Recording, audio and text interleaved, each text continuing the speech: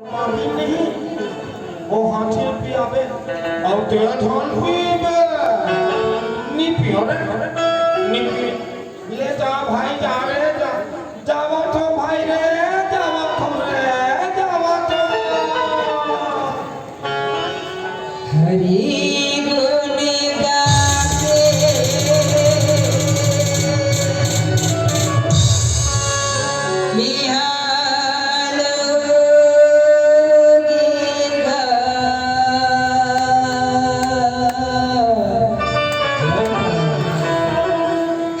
हरि गुण गाके निहाल होगेगा।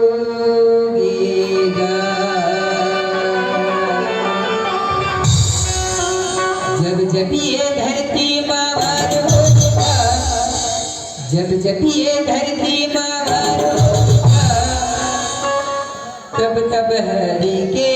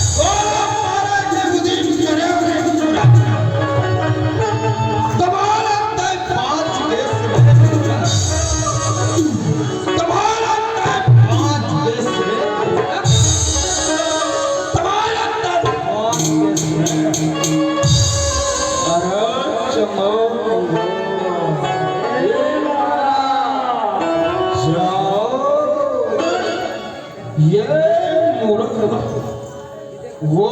डबका तेल के कढ़ाई में डालने वाले ताकि ये मूर्ख भूजा के मर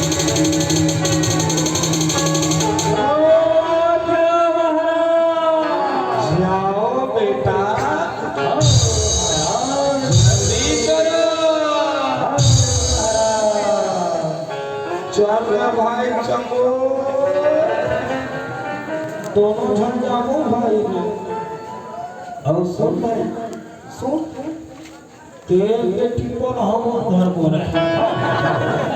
तेल के टिपन नहीं हम धर्मो हम और चूल्हा चौकी मल्ला ए नौकर मल्ला धरा मोरे नौकर मल्ला धरा मोरा चल भाई चल रे की सब